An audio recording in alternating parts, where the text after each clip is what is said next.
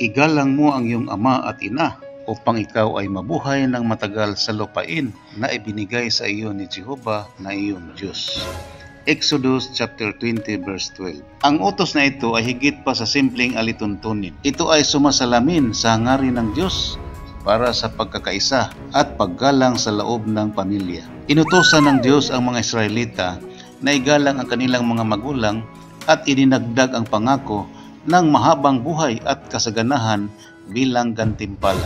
Bagamat hindi na umiiral ang batas ni Moises ngayon, ang mga prinsipyo nito ay mananatiling mahalaga at naaangkop. Bilang mga Kristiyano, ang mga prinsipyong ito ay gumagabay sa atin upang mabuo ang mga ugnayang nakaugat sa respeto, pagmamahal at malasakit. Colossus chapter 3 verse 20. Ang paggalang sa ating mga magulang ay hindi lamang pagsunod. Ito ay tumutukoy sa malalim na respeto at malasakit. Ang mga bata ay nagbibigay galang sa kanilang mga magulang sa pamamagitan ng pakikinig at pagsunod sa kanilang mga payo.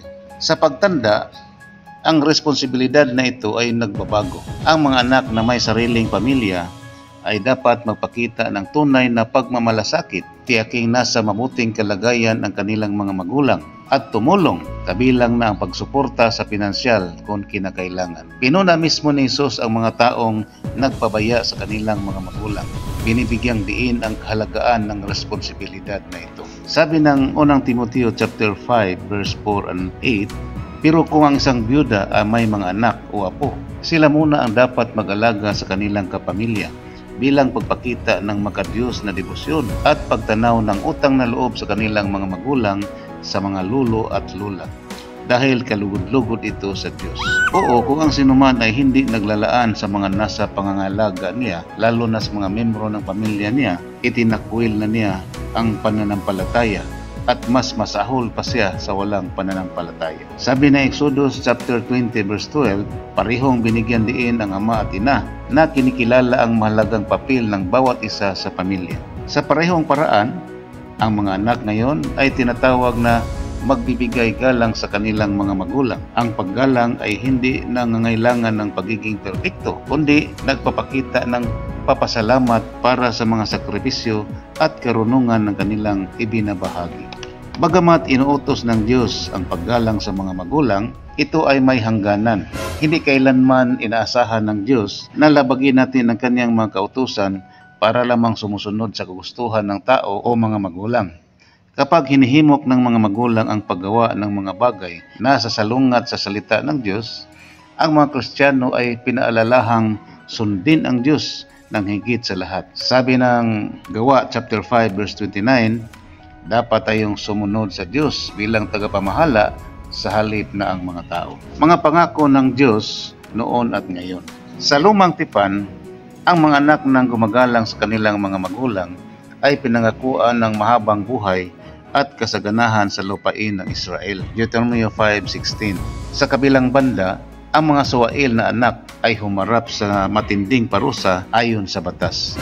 Deuteronomy 21 verse 18-21. Bagamat hindi na umiiral ang ganitong parusa, nanatili ang prinsipyo. Ang paggalang sa ating mga magulang ay kaayon-ayon sa kalooban ng Diyos at nagdadala ng pagpapala. Sabi ng Episode chapter 6 verse 1-3, mga anak, maging masunurin kayo sa inyong mga magulang ayon sa kalooban ng Panginoon, dahil ito ay matuwid. Parangalan mo ang iyong ama at ina. Yan ay ang unang utos na may kasamang pangako para mapabuti ka at humaba ang buhay mo sa lupa. Bukod dito, ang paggalang sa mga magulang ay kaakibat ng mas malawak na pangako ng buhay na walang hanggan. Ang mga sumusunod sa mga prinsipyo ng Diyos at gumagalang sa kanilang mga magulang ay nagpapakita ng pagkatao ng Diyos at nakakatanggap ng pag-asa ng walang hanggang biyaya. Ang Exodus chapter 20 verse 12 ay nagsisilbing tulay sa pagitan ng ating mga tungkulin sa Diyos at sa ating kapwa. Ang mga unang kautusan ay nagbibigay diin sa pagsamba sa Diyos lamang, samantalang ang mga sumusunod ay tungkol sa ugnayan sa ating kapwa-tao. Ang paggalang sa magulang ay may natatanging lugar na nagpaalala sa atin na ang pamilya ay pundasyon sa lipunan at refleksyon sa disenyo ng Diyos para sa pakipag-ugnayan ng tao. Ang paggalang sa ating mga magulang ay hindi lamang tungkulin, Ito ay isang banal na pribilehiyo. Nagtuturo ito ng kababaang loob, pasasalamat at halaga ng ugnayan. Sa kabila ng mga hamon sa pagbibigay galang sa ating mga magulang, alalahanin natin na ito ay refleksyon ng ating pagmamahal sa Diyos at ng Kanyang pagmamahal sa atin. Sa iyong pagsisikap na igalang ang iyong mga magulang, itinatatag ninyo ang isang pamana ng pagmamahal, pagsunod at paggalang. Sa pamamagitan ng mga simpleng gawain ng kabutihan, ang mga salitang nagpapakita ng pagpapahalaga at walang sawang malasakit sa kanilang pagtanda, ang iyong mga kilos ay tumutugma sa walang hangganang plano ng Diyos. Mga anak, sundin ninyo ang iyong mga magulang alang-alang sa Panginoon, sapagkat ito ay nararapat. Igalang mo ang iyong ama at ang iyong ina. Ito ang unang utos na may pangako, upang ikaw ay maging mabuti at tumagal ang iyong buhay sa lupa. Efeso chapter 6 verse 1 to 3. Igalang ang iyong mga magulang at matatamasa mo ang mga biyaya hindi lamang sa buhay na ito, kundi sa pangakong walang hanggan. Hayaan ninyong maging inspirasyon ang iyong mga gawa para makita ng iba ang kagandahan ng mga prinsipyong itinatatag ng Diyos na isinabuhay sa pagmamahal.